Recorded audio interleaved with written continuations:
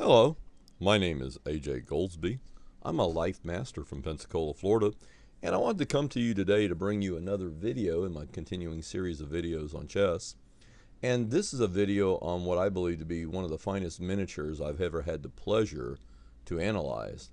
It was played by the one and only Akiba Rubinstein, whom I believe to be easily one of the greatest players of all time, and also easily maybe the best player never to have topped the Mount Olympus of chess. In one year, back when chess tournaments weren't quite so prolific, he won 3 or 4 tournaments in the same year, and no one had ever done that before. And before he developed mental problems in his early on, I mean, he was literally an unstoppable force. And he played some of the most beautiful chess too of all time. Many of Rubinstein's rook and pawn endings are still admired by masters and grandmasters today as being some of the best that's ever played. But without any further ado, we'll go ahead and jump into this game. This was a game that was played in Lodz, Poland, 1927, and Akiba Rubinstein is white, and Moishe Hirschbein is black. And I'll just go ahead and give you the moves here. Rubinstein is white here. The first move is d4, knight f6, c4, e6.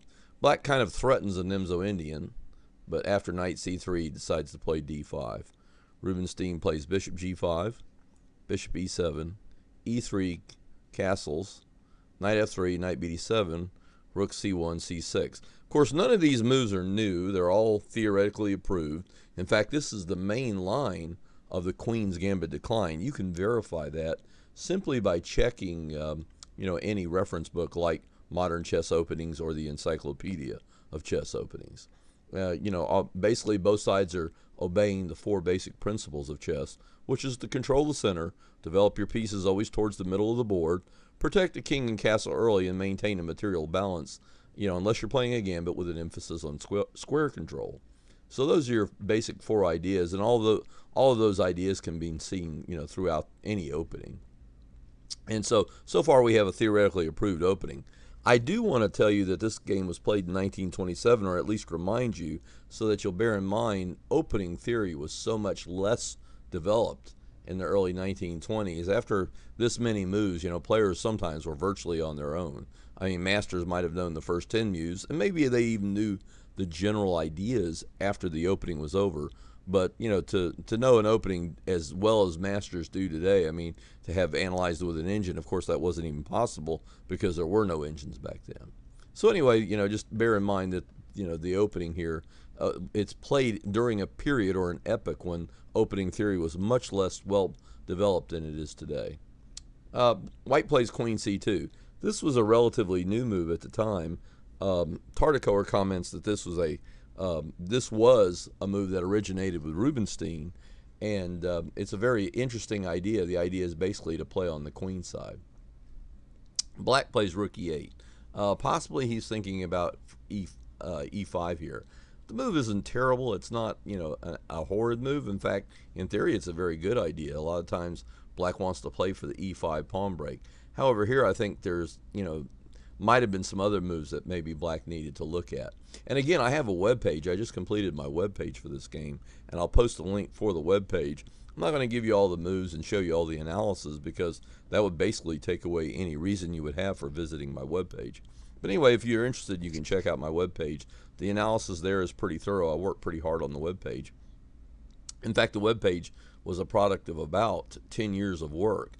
And basically what happened was I started on this game in 2004, and I was unable to return to it until rather recently. And last year I worked on it quite a bit, and I'm just now posting the web page.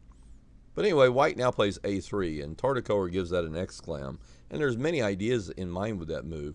Primarily, obviously it keeps pieces off the square.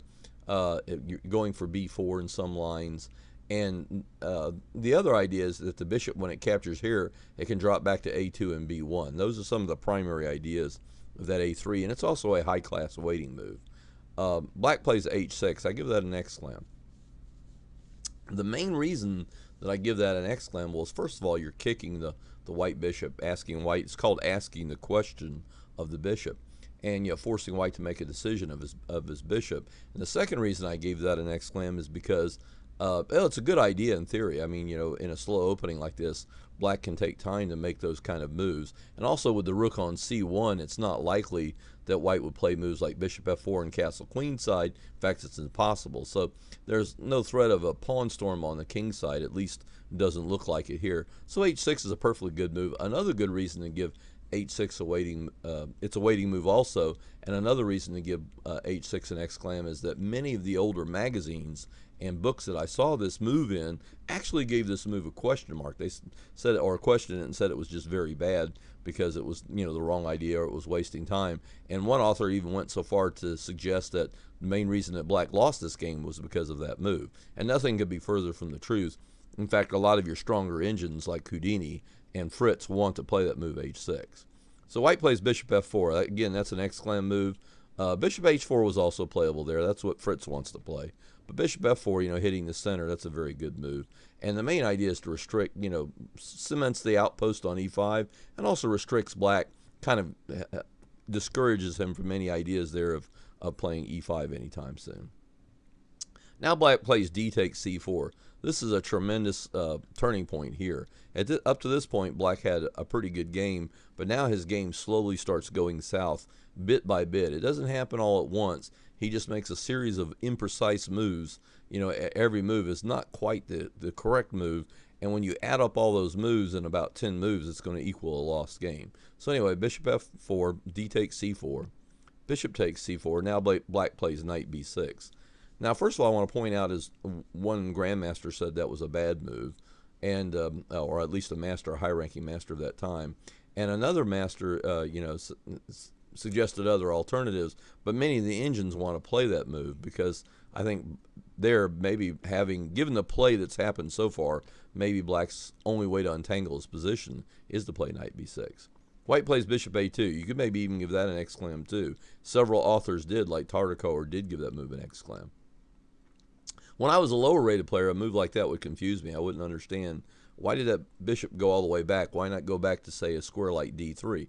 Well, there's a big reason why white goes to a2, and the primary reason is go to b1, set up this battery on the king. On b1, the queen's hitting the h7 square, and then white has ideas of like knight e5, g4, h4, and g5, and if black's not real careful, he'll find himself in an ironclad mating net. And it's also because he's already played this h6 move. So because of that, the bishop belongs firmly on a2, and that's a really nice move.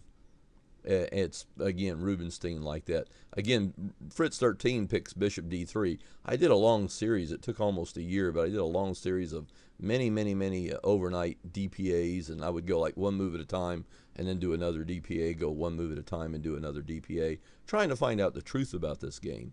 And Fritz 13 actually likes bishop to d3 there. That's a pretty good move and would also give white an advantage, but I think that Rubinstein's move is a little bit more high class and has a deeper finesse, and also is a very brutal threat too. When that bishop gets to b1, if this knight on f6 can be removed, then the black king's going to be in serious jeopardy. So that's why I like that move. Now black plays 12 bishop to d6. That move, you could almost give that move, you know, a dubious. I mean, it's, in theory, it's the correct idea. The idea is if black can swap off the dark square pieces, then he can maybe get in e5 or c5, and if he supposedly, once black gets in one of his breaks, he has a much better game. However, one of the things I noted was that as soon as black plays that bishop to d6, all of the engines see a great downturn in the scores. In other words, white's advantage increases significantly. So I think it's the loss of dark square control that really hurts black in this game, and that we'll see that in just a few short moves. So anyway, bishop to d6. Of course, white exchanges off. Bishop takes d6. Queen takes d6. 14 castles. Knight b goes back to d7. And now white plays a very nice move, just rfd1. Again, Tartakower gives that move an exclam. Just to let you know, Tartakower is one of my heroes. He's one of the guys that I look up to in chess. So many books and so many magazines that I have read over the years, especially you're talking about the classic games, the ones played by Capablanca and Lasker, etc., etc. And also a book that had a tremendous impact on me was 500 Master Games of Chess by Tartakower and Dumont. And I recommend that book even today for anyone. You can get it fairly cheaply on the internet. In fact, just for a few dollars if you're willing to settle for a used copy. Number one. And number two, 500 games is just, it will make a master out of you. If you play through that book, in fact, that's what a master suggested to me many years ago. He said was to get that one book, play through every game in that book, study each game carefully, and he said, if that doesn't make you a master, nothing will. And I really think that was a tremendous piece of advice for me. I did do that. I got that book. I played through every game one summer, and I think that's maybe one of the reasons that I eventually managed to become a master, is the amount of education, chess education, that I got from that one book just cannot be underestimated. And of course, every game in there was annotated by Tartakower. So he's like one of my all-time heroes, and I think one of the greatest chess writers ever. And also, too, a lot of people don't realize just how strong Tartakower was. A lot of people think, oh, he was a good grandmaster, but a lot of people think maybe not even in the top 10 or 15 in the world, maybe not even in the top 25. But nothing could be further from the truth. He was easily in the top 10 in the world. He won several, high-class, world-class tournaments. And actually, Jeff Sonis with the Chess Metrics website places Tartakower as high as number 2 or number 3 in the world at certain periods, in like in the early 1920s. So Tartakower was a very good player. In fact, he might have could have, if chess were fairer, maybe he should have gotten a shot at the world championship somewhere along the way. Maybe he just wasn't that ambitious or whatever, but he never got a shot at the world championship. And of course, there were guys like Alekhine and Capablanca around, so it's kind of hard to get a shot at the world championship when they're hogging the limelight. But anyway, I just really look up to and respect Tartakower both as a player and as a writer. I think that if there was a title given to the best writer of all time, then I would have to nominate Tartakower as maybe one of the grandest chess annotators as far as pure chess strength plus the number of games that he annotated. I don't think anyone else has done a better job and has annotated more games than Tartakower. So that's why I admire him. But anyway, Tartakower gives 15, RFD1, an exclam. The main idea is that this move discourages e5. For example, let's say black played e5 right now, then simply pawn takes pawn, and it's really putting a lot of pressure on black squares. And let's just now, I just want to go back and recap. And there's a reason I'm doing this. I don't want to kind of let the cat out of the bag, but let's just go back to the game very briefly here, and there's just a few things I wanted to point out to you. Okay, here black's okay. He's got a fairly decent game. He's got solid control of the center. And here I wanted to just show you some of the colorization here. Notice the squares impacted by both sides. Both sides have good central square control. Okay, we just go forward here a couple of moves. Queen c2.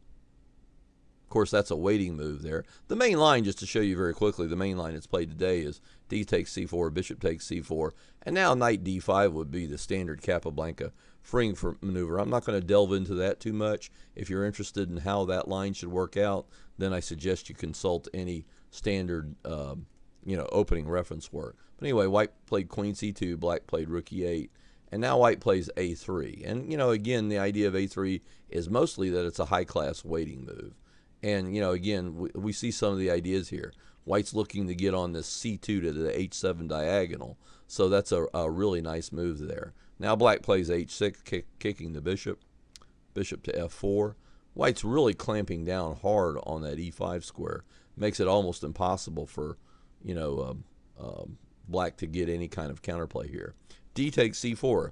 Black willingly gives up the center. Generally, just a rule of thumb, that was one of the reasons I wanted to go back here, is kind of didn't touch on that, and I thought maybe I should have, was D takes c4. Black willingly gives up the center. Generally, the general idea is that black should wait on that move until after white's wasted a tempo playing bishop d3 so as to make white lose another tempo. So generally, you should wait till white moves his light squared bishop before playing the d takes c4 move, so that you force white to lose a tempo. That was the thing I really wanted to cover. That's really important, and I didn't touch upon that on the first time. Here black does so, just plays take, so white gets to recapture the pawn without any loss of tempo whatsoever. So that was another one of the little small, seemingly insignificant errors that black made that, it slowly puts his game, in a bad way. Knight b6, again, the knight comes out. Black's just trying to untangle there.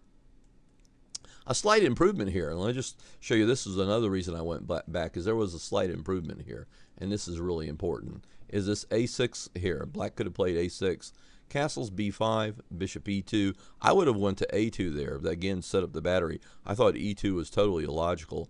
Bishop b7, h3. Now this was an actual game played between Zurab Sturua, S-T-U-R-U-A, and Andrei Karatonov, K-H-A-R-I-T-O-N-O-V.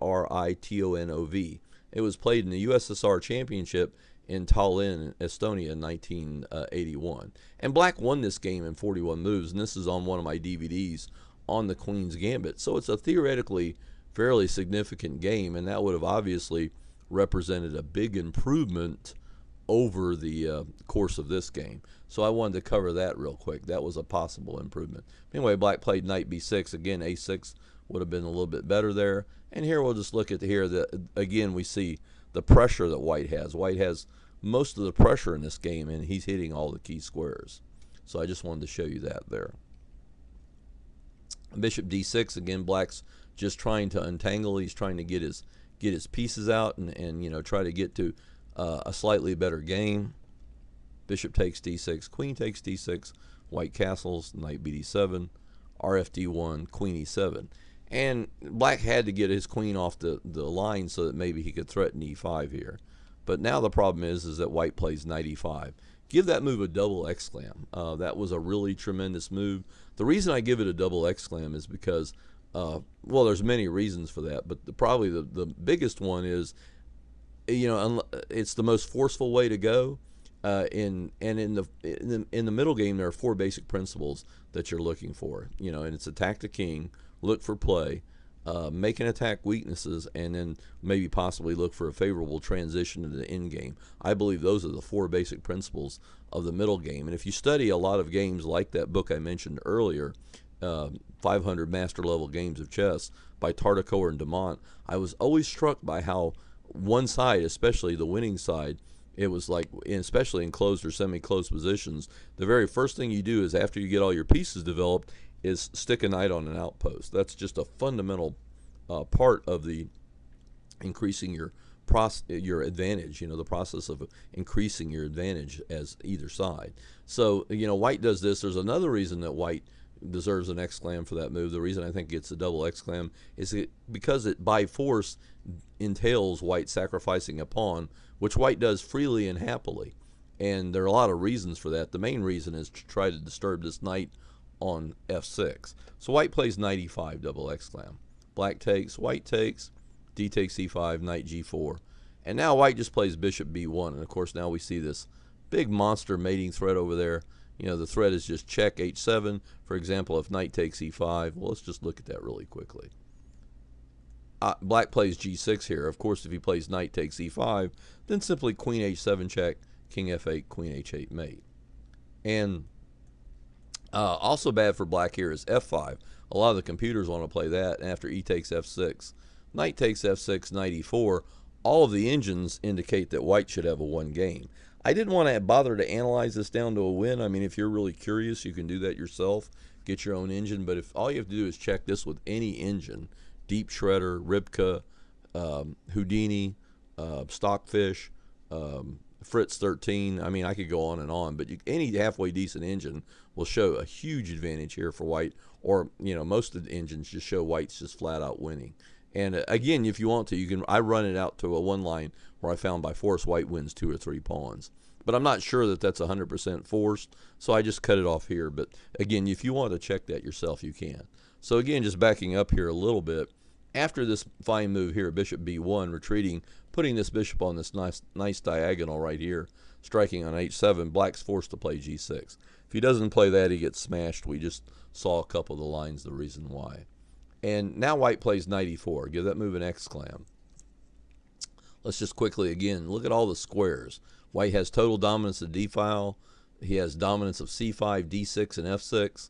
I mean, everything is just working great for White. You know, and it's not real obvious how White's going to make this work. But anyway, you know, that knight e4 is just a real nice move. You know, just hits all the key squares. And, you know, Black goes ahead and picks off his pawn. he may as well. I mean, you can give that a question mark if you like. At this point, all the engines are seeing a forced win for white, so it doesn't matter what black plays. So I figure if you're going to lose, you might as well grab the pawn. And I think it's very instructive here how Rubinstein finishes a game. White's next move is queen c3. That's a very nice move. Again, I've got a nice little colorization here. Show you a few of the key squares after queen c3. You can just see that, you know, white's on two adjoining diagonals. The queen's on one diagonal, the bishop's on the other. It's just, and especially noteworthy here is look, black traded off his dark squared bishop here, and look at the key squares, f6, d6, h6, g7, the long diagonal. Those are all the squares where black is having all the problems. It's the dark squares that are basically doing black in. So after knight takes e5, we have queen c3. And now black plays simply knight d7. Now here I'm going to stop talking here in just a second, and when I stop talking, I'm going to pause the video. And I would like you to pause the video as well.